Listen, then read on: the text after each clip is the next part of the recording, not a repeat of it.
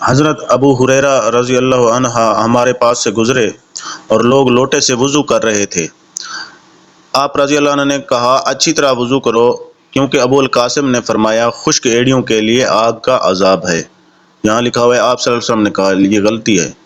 آپ رضی اللہ عنہ نے کہا کہ اچھی طرح وضو کرو، کیونکہ ابو القاسم نے فرمایا، یعنی محمد صلی اللہ علیہ وسلم نے فرمایا کہ خشک ایڑیوں کے لیے آگ کا عذاب ہے۔ عبداللہ بن جریح نے عبداللہ بن عمر رضی اللہ عنہ سے کہا کہ اے ابو عبد الرحمن، میں نے تمہیں 4 ایسے کام کرتے ہوئے دیکھا ہے جنہیں تمہارے ساتھیوں کو کرتے ہوئے نہیں دیکھا۔ وہ کہنے لگے اے ابن جریح، وہ کیا ہیں؟ ابن جریح نے کہا کہ میں نے طواف کے وقت آپ کو دیکھا کہ 2 یمانی رکنوں کے سوا کسی اور رکن کو آپ نہیں چھوتے ہو۔ دوسرا، میں نے آپ کو سبتی جوتے پہنے ہوئے دیکھا، اور تیسرا میں نے دیکھا کہ آپ زرد رنگ استعمال کرتے ہو۔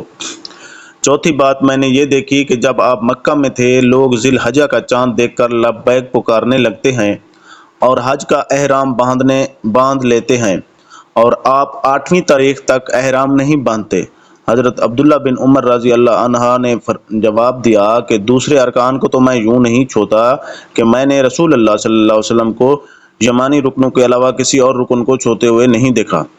رہے سبتی جوتے، تو میں نے رسول اللہ صلی اللہ علیہ وسلم کو ایسے جوتے پہننے ہوئے دیکھا کہ جن کے چمڑے پر بال نہیں تھے، اور آپ انہیں کو پہنے وضو فرمایا کرتے تھے، تو میں بھی انہیں کو پہننا پسند کرتا ہوں۔ اور زرد رنگ کی بات یہ ہے کہ میں نے رسول اللہ صلی اللہ علیہ وسلم کو زرد رنگ رنگتے ہوئے دیکھا، تو میں بھی اسی رنگ سے رنگنا پسند کرتا ہوں۔